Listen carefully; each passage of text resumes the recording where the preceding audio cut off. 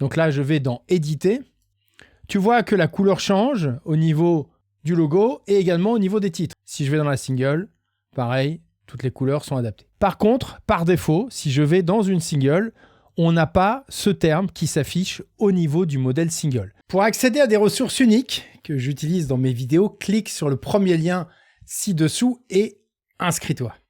Salut, je suis Grégoire Noyel, créateur de la première formation vidéo intégrale en français sur le full site editing ou éditeur de site.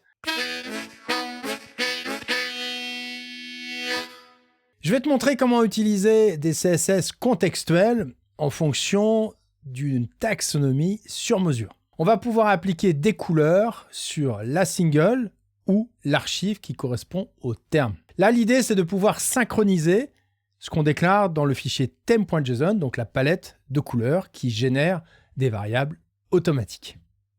Je te montre le projet qui est en cours de finalisation. Je suis sur l'accueil. Ensuite, je vais dans une taxonomie. Alors ça, c'est une taxonomie spéciale.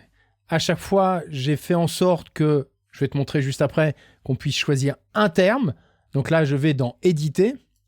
Tu vois que la couleur change au niveau du logo et également au niveau des titres. Si je vais dans un des éléments, les couleurs changent au niveau des navigations et au niveau de tout le contenu. Je te montre dans une autre, le logo change, les titres, si je vais dans la single, pareil, toutes les couleurs sont adaptées.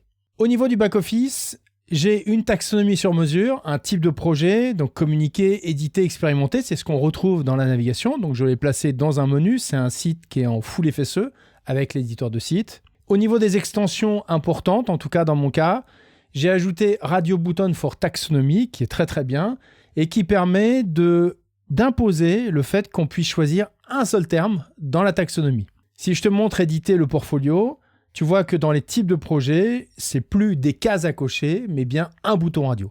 Du coup, ça m'assure que je ne vais pas avoir de conflit au niveau des classes qui vont être générées. Ensuite, autre élément important, c'est que si je vais sur une archive, j'ai automatiquement une classe qui est ajoutée. Je vais inspecter pour te montrer. Au niveau du body, taxe, type de projet, terme, espace, projet. Donc ça, c'est le slug de la taxonomie qui est ajouté automatiquement dans le body de la page. Par contre, par défaut, si je vais dans une single, on n'a pas ce terme qui s'affiche au niveau du modèle single.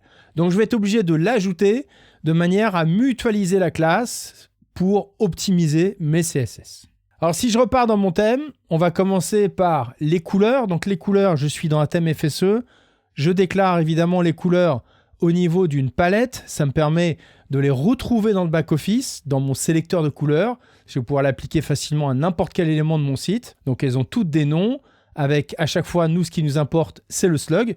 Et je vais le mutualiser pour le récupérer dans les CSS. Donc ça, c'est la première chose. La deuxième chose, c'est que j'ajoute donc un fichier fonction.php. Attention, dans un thème FSE, il n'y a pas de fichier fonction.php par défaut. Donc je l'ajoute et j'appelle un fichier. Donc je sépare vraiment les différentes fonctions pour pas tout avoir dans le même fichier. J'ajoute un fichier fonction WordPress. Si je t'affiche ce fichier, voilà ce qui est important dans mon cas, c'est que je fais un hook sur le body, j'appelle une callback et je dis, si c'est la single, je commence par ça, je récupère le post, je prends le terme, donc avec l'identifiant, le terme actif, il n'y en a qu'un à chaque fois puisque je l'impose au niveau de mon extension, c'est tout l'intérêt.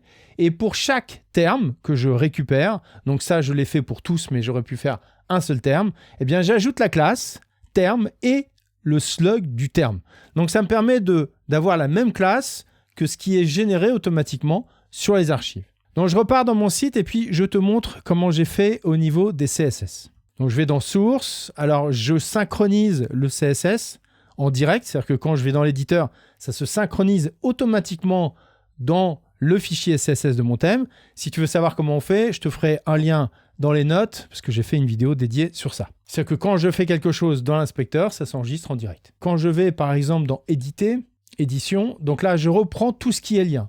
Ça me permet d'isoler le lien qu'on retrouve dans les titres et également quand on est dans la single. Ensuite, je reprends terme édition, donc ça sera la classe du body, et j'isole le contenu principal. Donc dans les deux cas, c'est des règles descendantes, et j'impose la couleur qui est la variable que j'ai déclarée dans theme.json.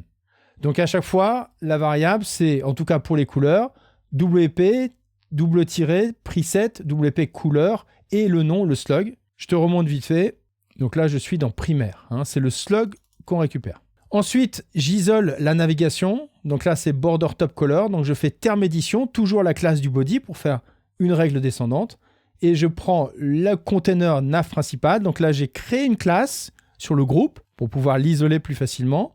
Et j'applique border top color avec à chaque fois la variable. L'intérêt de fonctionner de cette manière-là, c'est que si à un moment je suis amené à changer les couleurs, ça va se changer en cascade partout dans les CSS que j'aurais utilisés. Autre point important, là j'ai synchronisé le CSS pour les backs et pour le front. Par contre, les CSS que tu vois qui sont contextuels en front office, on ne va pas retrouver les couleurs dans le back office. Alors pour le menu, c'est un peu spécial. Donc terme édition WP bloc navigation menu édité. Comment j'ai fonctionné? Je vais repartir dans l'éditeur, apparence éditeur.